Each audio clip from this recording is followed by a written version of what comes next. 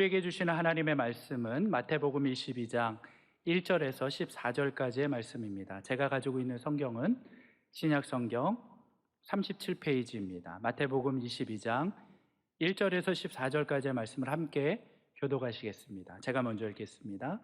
예수께서 다시 비유로 대답하여 이르시되 천국은 마치 자기 아들을 위하여 혼인잔치를 베푼 어떤 임금과 같으니 그 종들을 보내어 그 청한 사람들을 혼인잔치에 오라 하였더니 오기를 싫어하거늘 다시 다른 종들을 보내며 이르되 청한 사람들에게 이르기를 내가 오찬을 준비하되 나의 소와 살진 짐승을 잡고 모든 것을 갖추었으니 혼인잔치에 오소서 하라 하였더니 그들이 돌아보지도 않고 한 사람은 자기 밭으로 한 사람은 자기 사업하러 가고 그 남은 자들은 종들을 잡아 모욕하고 죽이니 임금이 노하여 군대를 보내어 그 살인한 자들을 진멸하고 그 동네를 불사르고 종들에게 이르되 혼인잔치는 준비되었으나 청한 사람들은 합당하지 아니하니 내 거리 길에 가서 사람을 만나는 대로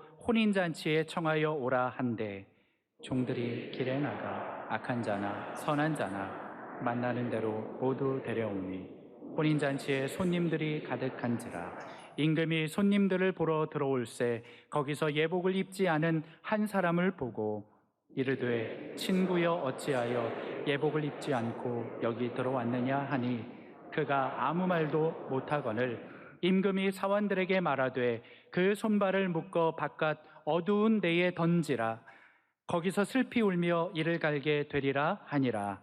청함을 받은 사람은 많되 택함을 입은 자는 적으니라. 아멘. 저는 오늘 이 예배를 통하여 사랑의 교회가 팬데믹 이후에 회복을 넘어 부흥으로 갈 뿐만 아니라 한 분 한 분 여러분 개인도 부흥을 경험하기를 바랍니다. 교회 부흥과 개인 부흥이 같이 가는 것이니까 그렇게 되기를 소망합니다. 자, 오늘 이 말씀은 예수님의 비유 중에서 상당히 무게감이 있는 그런 특별한 비유라고 말할 수 있습니다. 2절에 보니까 이렇게 나와 있습니다. 천국은 마치, 천국은 이것이다라고 바로 정의해 주지 아니하고 우리가 영의 눈을 떠서 깨달아야 되는 것인데 하나님의 나라와 천국은 마치 뭐가 is like 천국은 마치 자기 아들을 위하여 혼인잔치를 베푼 어떤 임금과 같다 그랬어요. 그러니까 왕이 그 아들의 혼인잔치를 위하여 왕이 잔치를 베풀었어요. 고대 근동 그 당시에 예를 들어서 이스라엘이라든지 페르시아라든지 바벨론이라든지 이런 그 당시에 최고의 잔치는 왕의 잔치였어요. 그리고 그냥 보통 잔치가 아니라 왕의 잔치의 특징 중에 하나가 여기에 보니까 잔치집에 4절에 보니까 모든 것을 다 갖추었다 그랬어요. 모든 것을 다 갖추었다. 모든 것을 다 갖추었다는 것은 지금 우리 입장하고 우리가 지금 하는 일이 일어났던 그 입장하고 그 당시에 그 잔치, 왕의 잔치하고는 좀 달라요. 어느 정도가 되었냐면 그 잔치에 오는데 뭐 음식 이런 건 뭐 당연한 것이고 예복을 입히는데 잔치에 오는 모든 사람들은 예복을 입는 거예요. 미국 같은 경우도 지금 들러리를 많이 서잖아요. 하는데 들러리 설 때에 들러리들 옷을 주로 혼주 측에서 많이 준비할 때가 많이 있어요. 한국은 뭐 그거 잘 안 하지만 그래서 예복을 준비하는데 예수님 당시 시대에 그 로마의 유명한 시인이었던 호라티우스라고 있습니다. 호라티우스라는 이 시인이 그 당시에 이런 얘기를 했어요. 어떤 로마의 큰 잘 사는 귀족들은 잔치집을 위하여 잔치를 위해 예복을 5,000벌을 준비했다. 별로 많이 준비 안 한 겁니까? 5,000벌을 준비했어요. 완벽하게 대단하게 준비를 한 거예요. 오늘 이런 말씀과 비슷한 맥락으로 되어 있던 누가복음 14장에도 이런 내용이 나오는데 14장 17절에 오면 이렇게 나와요. 오소서 모든 것이 다 준비되어 있다. 이것은 구원 역사로 살펴보면 그냥 적당히 오늘 이 혼인 잔치집의 비유 이 정도가 아니고 잔치집에 초대받은 사람들은 정말 복된 사람들이에요. 요한계시록 보면 19장에 보면 뭐라고 나와 있냐면 어린 양의 혼인 잔치집에 청함을 받은 자들은 어떻다? 복이 있도다. 복이 있도다. 오늘 우리가 크게 보면 오늘 이 자리가 주님이 우리를 초대하시고 주님이 우리를 붙잡으신 자리인 줄로 믿습니다. 그게 얼마나 귀한 것인지. 복음의 신비가 담긴 이 잔치의 특징 중에 하나는 뭐냐면 100% 주인을 위하여, 동시에 100% 초대받은 사람들을 위하여. 이게 하나님 나라 혼인 잔치의 독특한 신비한 것이에요. 아주 비밀이에요. 마치 예수 그리스도께서 100% 신성을 가지시고 또 100% 인성을 가지신 것처럼 세상의 어느 잔치도 100% 초대받은 사람을 위한 잔치는 없어요. 그러나 하나님 나라의 잔치는 100% 대신 하나님을 위하여 뿐만 아니라 그리고 100% 초대받은 사람들을 위하여 열린 것이에요. 그러니까 오늘 이 문제가 여러분들에게 잘 해결되면 오늘 초대받은 사람의 운명이 바뀌게 되는 것이에요. 너무나 감사한 일이죠. 이 하나님 나라의 전체의 독특성이라고 말할 수 있는 것입니다. 그런데 이제 문제, 오늘 이제 좀 생각을 1절부터 7절까지 무슨 일이 벌어지는가? 3절을 보니까 초대를 이렇게 완벽하게 준비를 해놓고 하는데 오기를 어떻게 했다고요? 싫어했어요. 초대를 영광으로 생각하지 않았어요. 왕의 초대장을 들고 갔던 하인들이 빈손으로 돌아왔어요. 지금이야 결혼식 초대를 하면 어떻게 됩니까? 우리가 뭐 이메일로 할 수도 있고 뭐 이렇게 문자로 보낼 수도 있고 뭐 다 좀 그렇게 합니다만은 당시는 그런 사회가 아니니까 이 왕의 이 혼인잔치를 만들어 놓고 하인들이 전부 가고 일일이 초대장을 다 전달해주고 일일이 구두로 다 초대를 이렇게 해야 되는 그런 상황이었어요. 그래갖고 하인들이 열심히 뛰었어요. 근데 다 거절을 하는 거예요. 그리고 처음에 초대받은 사람들이 다 거절을 하니까 왕이 다시 하인들을 보냈어요. 다시 하인들을 보냈어요. 그리고 5절 6절에 보니까 사람들이 핑계를 댔어요. 어떤 핑계를 대느냐? 그들이 돌아보지도 않고 초대에 대해서 감사하지도 않고 한 사람은 자기 밭으로 한 사람은 자기 사업하러 가고 초대에 응하지 않았어요. 그리고 이제 이걸 영적으로 보면 하나님 나라의 혼인잔치를 말할 수 있고 또 1차로 이렇게 보냄받은 사람은 구약의 선지자를 얘기할 수 있고 2차로 보냄받은 사람들은 신약의 복음 전하는 자라고 말할 수도 있는 뭐 그런 무리한 해석이 아니에요. 그래서 자기 나름대로 여러 가지 이유를 가지고 거절했는데 심지어 6절에 초대를 이렇게 공지를 하러 간 하인들을 6절에 보니까 뭐라고 했냐면 그 남은 자들은 종들을 잡아 뭐 했습니까? 모욕하고 그 다음에는 뭐예요? 심지어 죽이까지 아주 무리하기 짝이 없는 악당 같은 그런 역할을 했어요. 이 소식을 듣고 왕이 7절에 너무나 분노하고 진노를 해가지고 군대를 보내어서 그 살인한 자들을 진멸하고 그 동네를 불살라버린 거예요. 저는 제가 어릴 때 이 비유를 보면서 좀 이해가 좀 잘 안 됐어요. 뭐 초대한 거 그거 거절했다고 이렇게 사람들을 다 죽이고 그 동네를 다 불살한다. 이거 좀 너무 과격한 거 아닌가? 너무 과한 거 아닌가? 이런 생각을 할 때 어릴 때 있었어요. 아니 잔치 초대를 거절했다고 다 죽여버리고 동네를 불살랐다. 좀 너무한 거 아닌가? 근데 이것은 여러분 단순한 잔치가 아니고요. 이거는 하나님 나라 혼인잔치고 복음의 잔치예요. 그리고 좀 세게 들어가면 복음을 거부하면 영원한 진노와 형벌을 받는 것이다. 이렇게 말하는 것이에요. 이것은 단순히 잔치에 밥 먹으러 오라 이 정도가 아니고 복음의 깊은 신비가 담겨 있어가지고 그래서 이게 왕이 노하였다 그랬을 때 이것은 바로 하나님의 진노를 우리가 엿볼 수가 있는 것입니다. 그래서 이렇게 이제 진노한 왕이 초청 대상자 어느 정도 만들어 놓고 오라고 그랬을 때 안 오니까 이제 플랜 A가 플랜 B가 발동이 된 것이에요. 그래갖고 8절에 뭐가 나오냐? 8절부터는 이런 내용이 나와요. 이에 종들에게 이르되 혼인잔치는 준비되었으나 청한 사람들은 합당하지 아니하니. 그러니까 전체 성경 전체 구원 역사를 살펴보면 하나님께서 이스라엘을 우선 선택해가지고 이스라엘을 하나님의 백성으로 만들어 다 하려고 했는데 이스라엘 백성들이 예수 그리스도를 메시아를 거절하고 예수님을 십자가에 못 박고 이렇게 하니까 그 왕의 아들을 이렇게 하게 되니까 무슨 일이 벌어졌는가? 복음 전도자들을 통하여 이방인들에게 이 복음의 소식, 이 잔치의 초대가 간 것입니다. 이해가 됩니까? 플랜 A가 플랜 B로 바뀌게 된 것이에요.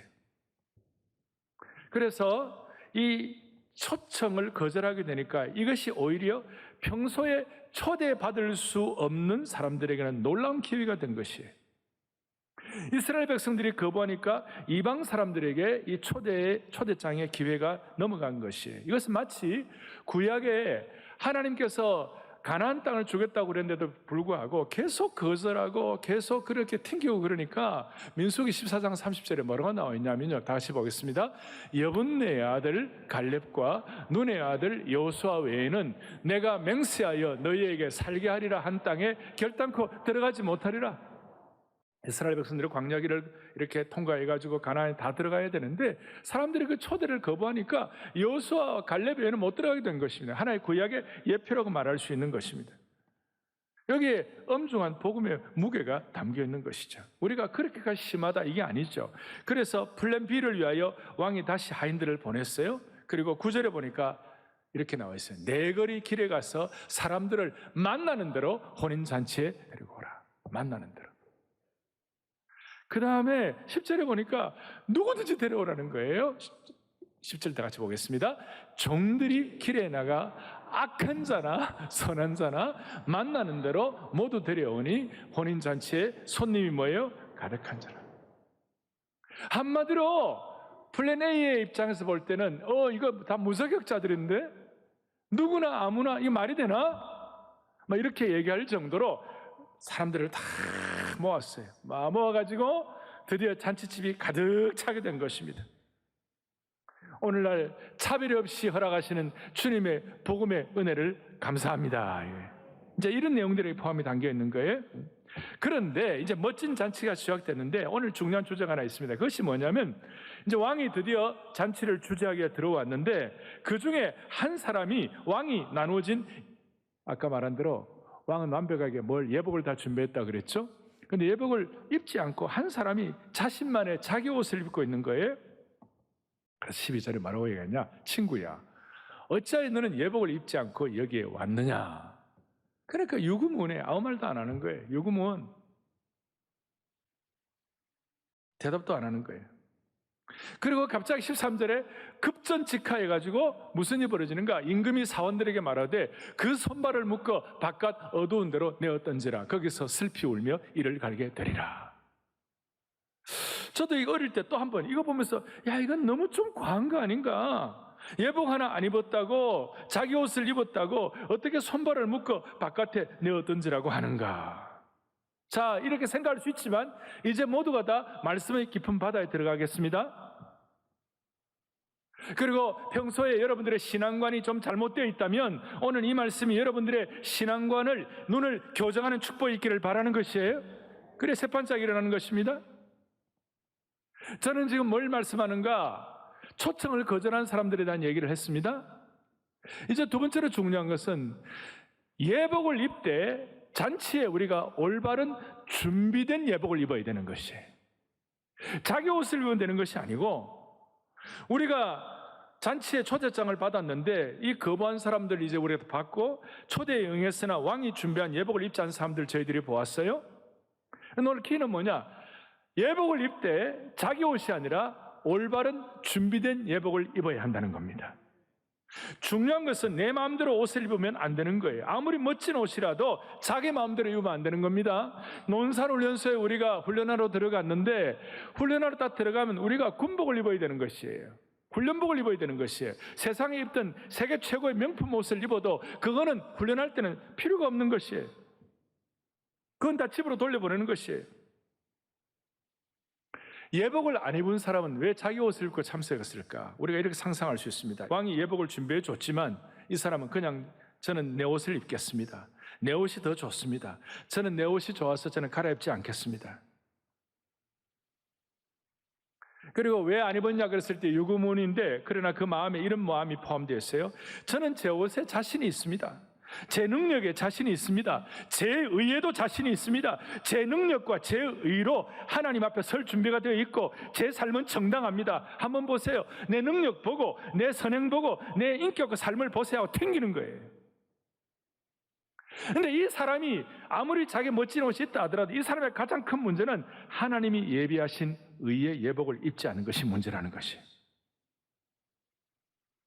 우리는 지금 플랜 A가 끝나고 플랜 B에 들어온 것, 그것만 충분하지 않아요. 하나님이 준비하신 예복을 입어야 되는 것이에요. 예수 그리스도의 보혈로 씻어진 새로운 의의 옷을 입어야만 하는 것이에요. 우리가 저 우주에 갈 때 우주복을 안 입으면 우주에 가서 다 죽어요. 아무리 지상의 최고의 명품 옷이라 하더라도 우주에 가면 우주복을 입어야 되는 것이에요. 왕이 준비한 예복은 예수님께서 십자가에서 우리를 위해 흘리신 보혈의 능력을 믿고 찬양하고 고백하는 자가 입는 옷인 줄로 확신하는 것이에요. 예수님이 입혀주시는 의의 옷이에요. 이거는 자기 의로움으로는 이 옷을 못 입어요. 아마 본문에서 예복을 입지 않는 사람은, 자기 옷을 입은 사람은 세상적으로는 대단한 사람일 수도 있지만 이 사람은 정말 영적으로 문제가 있고 웃기는 거예요. 아마 이 사람은 저는 존경받고 품이 있는 사람입니다. 저는 제가 만든 옷을 입고 이 잔치에 참여할 것입니다. 어떻게 보면 상당히 교만한 것이죠. 사랑하는 형제자매 여러분, 우리는 잘 알아야 합니다. 우리의 의는, 인간의 의는 더러운 옷과 같은 것입니다. 이사야 64장 6절을 함께 보겠습니다. 무릇 우리는 다, 크게요, 우리의 의는 다 어때요? 다 더러운 옷과 같다. 우리에게는 인간적인 자기 의의 멋진 옷이 필요한 것이 아니라 주님이 예비하신 올바른 의의 옷, 어린 양의 피로 씻겨진 예복이 필요하다는 것입니다. 그렇지 않으면 13절에 사환들에게 말하되 바깥 어두운 데 내어침을 당하고 거기서 슬퍼 울며 이를 갈게 되는 겁니다. 영원한 형벌을 받고 지옥으로 떨어지는 영혼의 절망과 슬픔의 깊은 표현이 되고 있는 것입니다. 그러니까 잘못된 자기 옷을 입은 사람은 영원한 형벌을 받고 예수님이 주신 의의 옷을 입은 사람들은 영원한 잔치에 들어가게 됩니다. 사랑하는 성도 여러분, 나의 의로움과 나의 힘, 나의 정당함으로 하나님 앞에 서는 것이 아닙니다.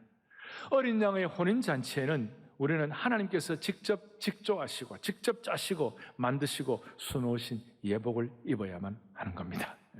이건 내가 준비한 것이 아니라 누가 준비한 거예요? 하나님이 준비한 거예요. 이걸 우리가 믿음으로 이 잔치 초청에 응하고 이 옷을 입고 잔치에 참여하는 것입니다. 그리고 신학적으로 보면 오늘 이 혼인 예복은 우리에게 전가되는 예수 그리스도의 의를 말하는 것입니다. 우리에게 예수님의 의가 전가됐다, 트랜스퍼됐다. 예수님의 피 흘리신 그 의의 옷이 우리에게 전가된 은혜를, 주님을 찬양하는 것이에요. 혹시 우리에게 더러워진 예복이 있으면 요한계시록 7장 14절에 뭐라고 말씀하느냐? 이렇게 말씀합니다. 어린 양의 피에 그 옷을 씻어 희게 하였느니라. 저는 오늘 이렇게 한복을 입고 있습니다. 이거는 아마 서너 번 입고 나면 더러워지는 것입니다. 이 특별히 한국 동정은 이게 쉽게 더러워지는 것이에요. 그런데 깨끗이 씻으면 또 깨끗하게 되는 것이죠. 우리는 우리의 입은 옷이 더러운 옷들이라도 할지라도 그리스도의 피의 복음에 우리가 목욕하게 되면 이것이 깨끗하게 되는 줄로 확신하는 것이에요. 오늘 여러분과 제가 더러워진 누더기 옷과 같은 오염된 옷을 입고 있다면 이 말씀 그대로 믿고 다시 한번 더러워진 예복을 지금 주 앞에 벗어서 샘물같이 솟아나는 보혈로 깨끗하게 씻김받기를 바라는 것이에요. 이 예복을 입고 새로워진 것이 얼마나 감사한지. 제가 최근에 한국교회 중견 남자 탤런트가 계시는데 그분은 아마 신앙생활 하기가 잘 못하시는 건데 그분의 어머님이 타종교를 믿다가 아주 예수님을 잘 믿게 됐어요. 그래가지고 이분이 예수 처음 믿을 때부터 새벽기도 나가시고 열심히 이렇게 하셨는데 아들이 어머님 이제 무난하니까 자네 말이야 나 요즘 예수 믿고 난 참 큰 은혜를 받았다. 그래 뭘 받았냐니까 나 이제 교회에서 집사 되었다. 왜? 집사 되었다. 뭐 집사가 뭔지 잘 모르니까 어머니 교회 집사가 뭐예요? 그래 물으니까 그 어머니가 진지하게 교회 집사는 말이야 천국에 집사 놓는 것이란다. 다시요. 천국에 집사 놓는 것이란다. 얼마나 순전합니까? 사랑의 교회 모든 집사님들 천국에 집사 놓는 은혜가 있기를 바라요. 아직까지 사랑의 교회 집사님 안 되신 분들은 집사님 되시기를 바라요. 제가 이런 말씀을 드리지만 여러분들 모두가 다 의의 옷을 입고 정말 하나님 나라 맨션을 준비하는 거룩한 주의 백성 되기를 소망하는 것이에요. 그런데 왜 사람들이 이 초대를 거부하고 잔치에 와서도 왜 예복을 입지 않습니까? 결국은 예복 안 입고 거절한 이유는 왕권을 인정하기 싫어서, 왕대심을 인정하기 싫어가지고, 좀 더 깊이 들어가면 그 아들 되시는 우리 예수 그리스도의 주인 되심을 인정하기 싫어가지고, 이 비유에는 이런 복음의 신비가 담겨 있는 것이 왕대심을 인정하지 않고, 심지어 아들이 자신들을 다스리며 왕노릇하는 것도 인정하지 않고, 그래서 임금에게 경의를 표하지 않고 왕자의 권위도 인정하지 않는 것, 계속 자신의 독립적인 주권을 주장하기 위하여 밭과 사업을 핑계로 댄 것입니다. 사실 그들의 마음 밑바닥에는 왕권도 왕조도 인정하지 않는 폐역의 마음, 반역의 마음, 제가 정말 싫어하는 배신의 마음들을 갖고 있는 것이. 예를 들어 솔로몬이 왕으로 등극하려고 할 때에 아도니아라는 다른 왕자가 거부하고 그 다음에 그 유명한 여러분 요압과 아비아달이 합세를 해가지고 구테타를 일으켰습니다. 왜 그랬을까요? 아도니아 나도 왕자인데 내가 왕 될 수 있는데, 그러니까 솔로몬의 왕자됨과 왕위 등극을 싫어하는 거예요. 인정하지 않는 거예요. 요압 같은 사람은 내가 다윗 왕조의 개국공신인데 그 공로의식이 충만해가지고 솔로몬의 왕위 등극을 반대하고 구테타를 일으키는 거예요. 그런데 하나님의 계획은 뭐냐? 여디디야, 솔로몬은 아예 처음부터 다윗 왕 다음에 왕이 솔로몬이다. 그렇게 다 영적인 눈을 열어보면 다 그렇게 되어 있는데 그걸 인정하지 않는 거예요. 사람들의 마음에 초청을 응하지 아니하고 예복을 입지 않는 마음의 근저에는 하나님의 왕되심과 예수 그리스도의 주인 되심을 거부하는 그런 생각들이 밑바닥에 깔려 있는 것이에요. 당시의 바리새인과 유대 종교 지도자들이 예수님을 인정하지 않는 것과 똑같은 것이에요. 결국 왕권을 인정하지 않겠다는 것, 더 심각한 것은 내 왕국을 내가 지키고 내가 살겠다는 거예요. 그래서 하나님으로부터 잘못된 독립선언을 하고 있는 거예요. 여기에 대해서 우리가 새로운 신앙관, 새로운 세판짜기를 해야 할 줄로 믿는 것이에요. 그래서 오늘 이 자리에 계시는 모든 분들, 자기의 옷이 아니라, 내가 준비한 옷이 아니라 주님이 예비하신 흰 세마포스를 입고 혼인잔치에 초대받는 하나님 나라의 귀한 백성들이 되어가지고 주인뿐만 아니라 초대받은 여러분들의 운명이 바뀌는 축복을 하나님이 허락해 주시기를 바라는 것이에요. 아니 우리 모두에 그렇게 이미 해 주신 줄로 확신하는 것이에요. 찬송가에 보면요, 259장에 예수 십자가에 흘린 피로써 그들은 씻기어 있는가, 3절에 보면요 기가 막힌 말씀이 있는데, 주님 예수 다시 올 때 그대는 영접할 예복이 있는가, 그대 몸은 거룩한 천국에 들어갈 준비가 되어 있는가. 4절에 모든 죄에 더러워진 예복을 주 앞에 지금 다 벗어서 샘물같이 솟아나는 보혈로 더 희게 씻으라. 할렐루야. 오늘 이 말씀 중간이지만 우리 감사할 때는 오늘 참 여러분 봉집회할 때 찬송하는 그런 마음을 가지고 우리 한번 주님 예수 다시 올 때 찬송하십시다. 주님 예수 다시 올 때 그대 영접할 예복이 있는가, 그대 몸은 거룩한 곳 천국에 들어갈 준비가 됐는가. 예수의 보혈로 씻기어 있는가. 할렐루야. 마음속에 여러 가지 죄악이 깨끗이 씻기어 모든 죄에 더러워진 예복을 모든 죄에 더러워진 예복을 주 앞에 지금 다 벗어서 샘물같이 솟아나는 보혈로 눈보다 마음을 들여 찬양합시다. 3절 다시 한번 주님 예수 다시 오실 것 주님 예수 다시 올 때 그대 찬양대 영접할 예복이 있는가.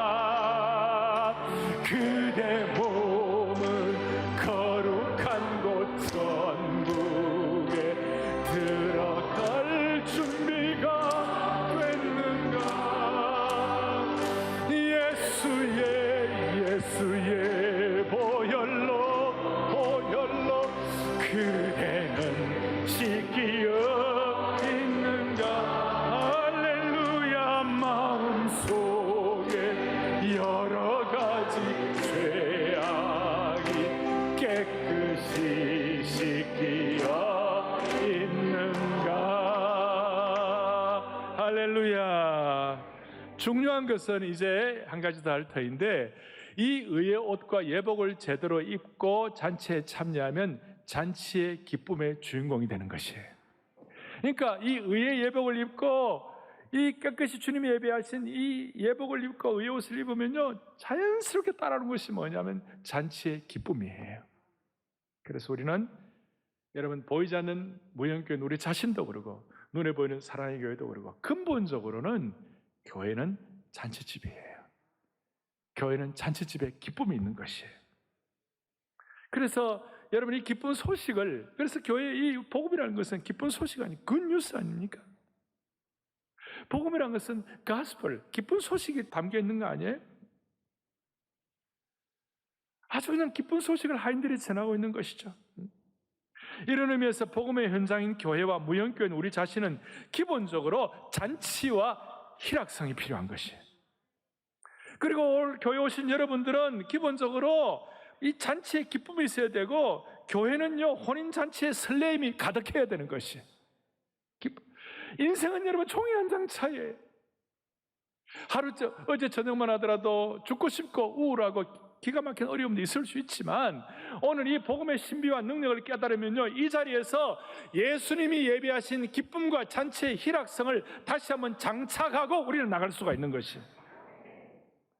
예수님께서 천국에 대한 올바른 개념을 말씀하셨을 때에 천국이 마치 무엇과 같다 그랬을 때 자주 주님이 말씀하신 것이 뭐냐? 천국은 마치 혼인 잔치집과 같다. 피스트 트롬이라고 그래가지고 예수님이 정말 귀하게 쓰신 용어에 잔치 용어를 많이 쓰셨어요. 그리고 예수님이 첫 기적을 베푸실 때도 가나 혼인 잔치집을 사용하시고, 왜냐하면 그 당시에 사람들의 마음이 지옥이에요. 우울하기 짝이 없고 어둡기 짝이 없는 거예요. 왜냐하면 바리새인들의 율법주의와 그 다음에 기적과 부활도 안 믿는 사두개인들의 잘못된 자유주의와 당시의 SNF파의 극단적인 금욕주의, 이런 것들이 팽배해가지고 그냥 잔치는 그냥 우울증이 그냥 만연하고 있는 것이에요.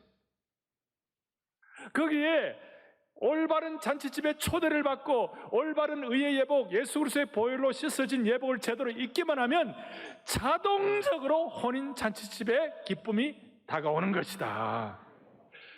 천국은 마치 혼인 잔치집과 같다. 그리고 혼인 잔치집의 천국은 너희 마음속에 있는 것이니라.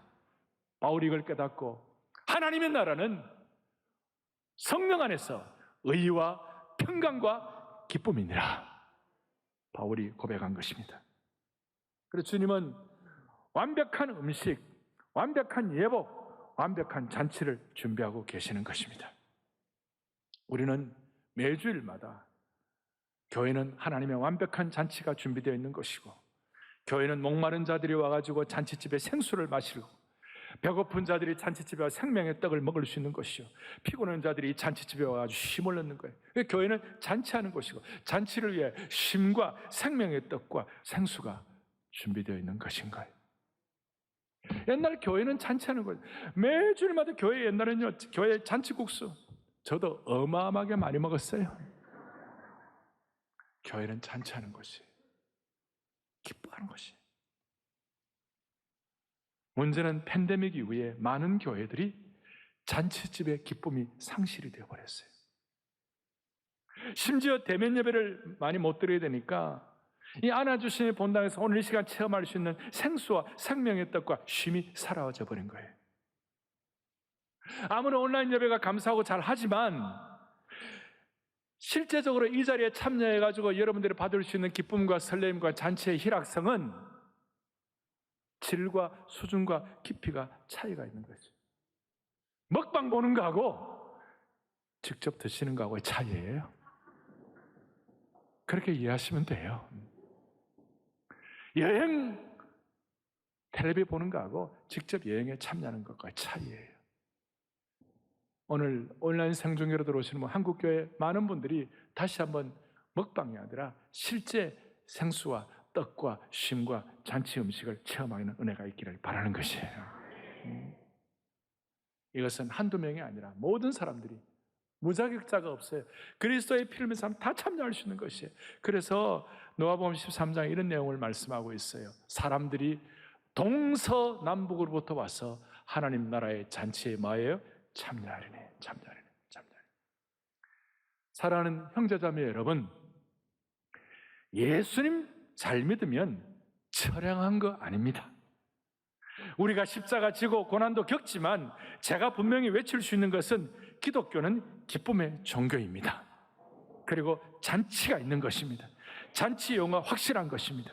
우리가 경건하고 거룩하게 살아야만 하지만 그것은 차갑고 무거운 경건이 아니라 순전한 어린아이 같이 기뻐하고 즐거워하며 찬양하는 잔치성을 지닌 경건인 것입니다.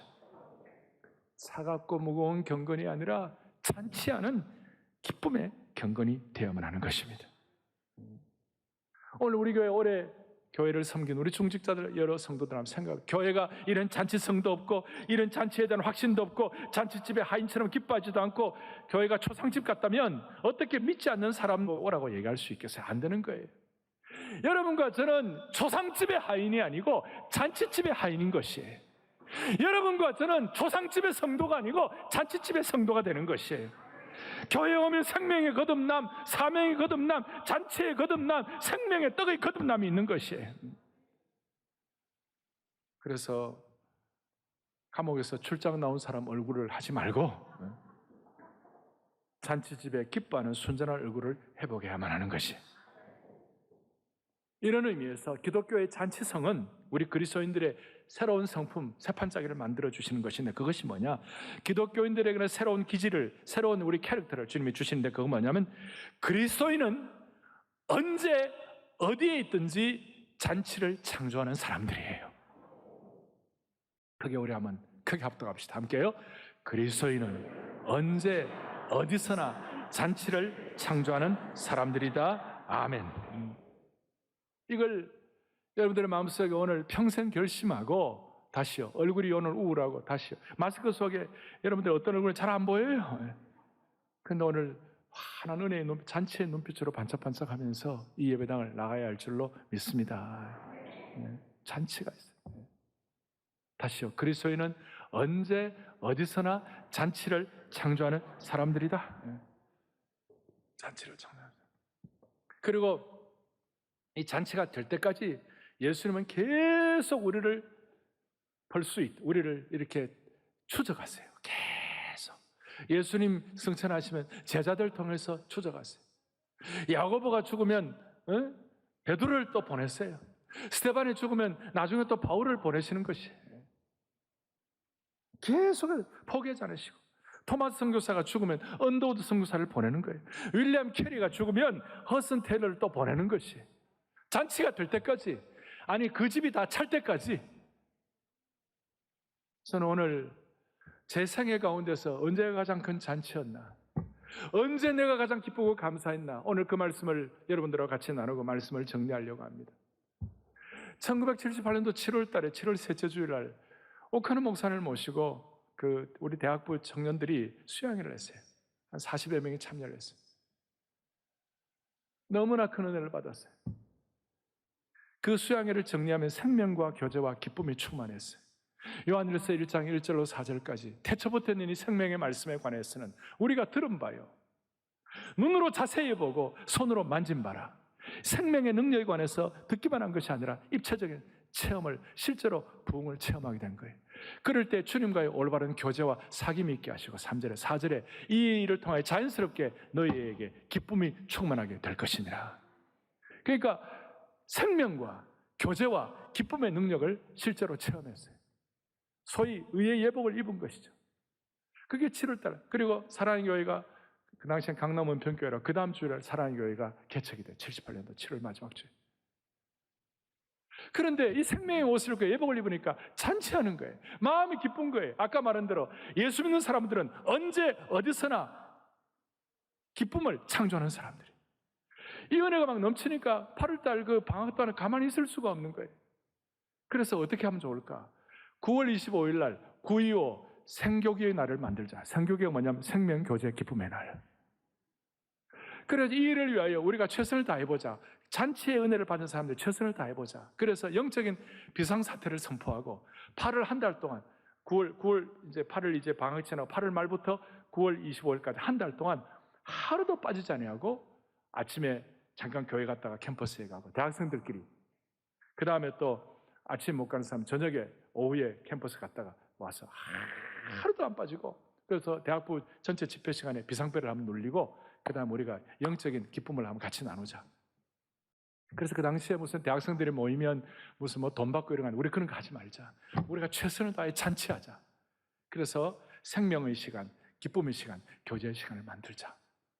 먼저 생명의 시간을 위하여 오후 2시부터 밤 10시까지 먼저 친구들을 초대해가지고 복음을 나누자. 사역례를 나누고 브릿지 레스토레이션으로 다리 예화를 나누고, 그 다음에 캠퍼스별로 교제하고, 그 다음에 교제를 위하여 같이 우리 다 같이 밥 먹자.